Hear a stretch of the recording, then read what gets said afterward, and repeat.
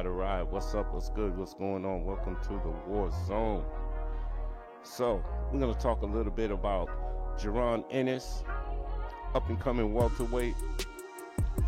Yo, this kid is multi-talented, man. He's got the tools.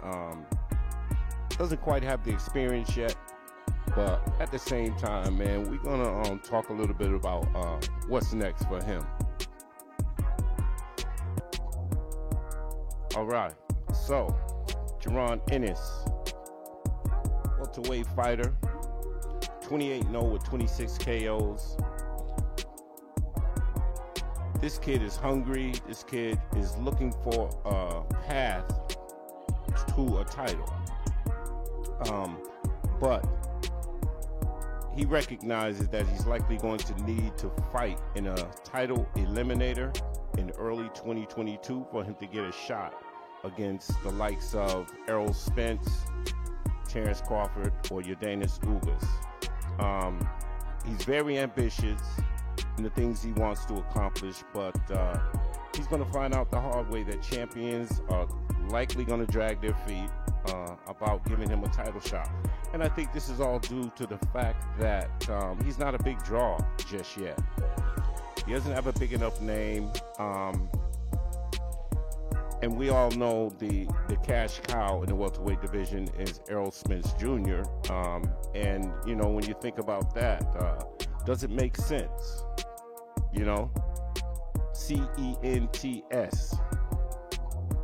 So, last month, Jaron Ennis, he's 24 years old. He stopped Thomas Delorme by first-round knockout in a huge statement win in October 30th in Las Vegas.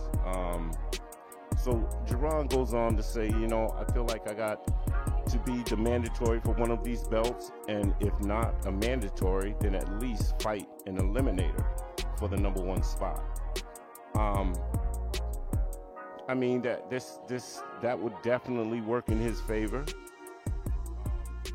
Jaron goes on to say that he's ready to take over the division right now and bring back the old school way with the top guys fighting the top guys. Some of these guys don't want to fight because of money or ego. He goes on to say they're fighting each other at 154 and their belts are getting passed around a lot lately. I don't know about all that. But at the same time, man, this guy really believes that he's the future of the welterweight division, and I truly believe that he will be a big name in this division. Like I said, the rest remains to be seen. Like I said, he's got the tools. He works hard. He's dedicated. I love the way the guy fights, man. He's got power out of this world. You know, at the same time, man, like I said, with the other individuals in this weight class, you know, I'm kind of wondering what direction Errol Spence is going to go in. Right now, he holds two belts. Terrence Crawford holds a belt, and Yordenis Ugas holds a belt. Errol Spence was talking lately about getting the winner of Crawford versus Porter. And I'm looking for Spence to move up north really soon. So, is he going to try to get this winner and then go after Ugas to Undisputed and then drop the belts and move on up? You know, like I said, that remains to be seen. But I don't see Errol Spence hanging around at 147 too long. It's hard enough right now for him to make weight. Terrence Crawford, he's also been talking about moving up a weight class. So like I said, I expect the welterweight division to be wide open real soon. You know,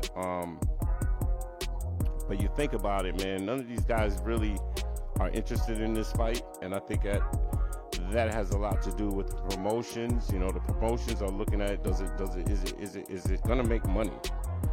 And you know, some of these guys, man, are just This guy is young, he's powerful, he's strong. You know, it's definitely a risk getting in the ring with him. So he goes on to say, these guys are dedicated, but for me, it's not about money. I'm trying to become undisputed in 3 or 4 weight classes. It's never been done. If I went to 154, I'd be even stronger because I'd be able to develop even more. The same thing for 160, said Ennis. Tall task, man. I mean, really tall task, especially, I mean, like I said, you know, what do you want to concentrate on first? The welterweight division first? You may catch one of these guys at 154. You may catch one of these guys at 147. But like I said, man, it's more to it than just a fighter wanting to make a fight happen, man. Especially after seeing this guy perform. I mean, like, nobody is kicking his door in to get in the ring with him. But at the same time, man, does it really make sense from a financial standpoint? And the thing about it is, I think Ennis is going to need to fight frequently to become popular enough in the next 5 years to become an undisputed champion in 3 or 4 weight classes. Right now, he's only fighting 2 or 3 times a year. You know, that's not nearly enough. When you look at the individuals that have become undisputed, they were fighting 4 to 5 times a year. He's definitely gonna have to fight more often, become a star, man. You know, he's gonna have to fight on platforms like Showtime, big platforms. So we'll see. But you know, individuals like Keith Thurman, I've heard him mentioning Keith Thurman's name. He was saying that Keith Thurman doesn't know who I am, but Errol Spence knows who I am, Bud knows who I am, and Porter knows who I am. But I think what Keith Thurman was basically saying is like, you know, what are you really bringing to the table? Like, why would I, you know, so we know the politics of boxing, man, and it's no excuse. But at the same time, man, you know, these guys they're definitely getting older. This guy is young. He's a young, hungry lion. This kid is dangerous, absolutely dangerous for any of these guys. But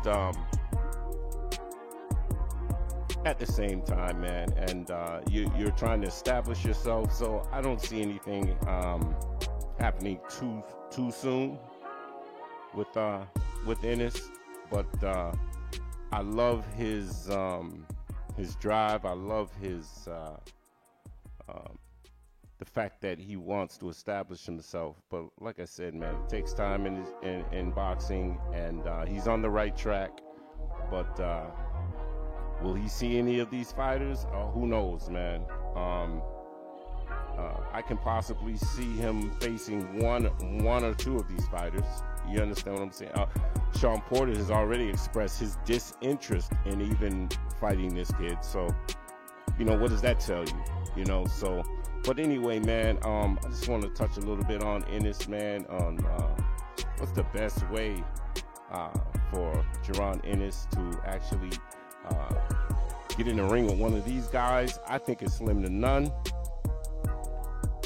And I think the welterweight division is going to turn over completely, you know, and he'd have a shot. He'd really have a great shot at being undisputed and building his name and becoming a household name. So, because I don't see any of these 3 champions likely giving him a chance, man, in a voluntary defense. He's just too dangerous, and the money won't be really huge for him. To all, and I'm out.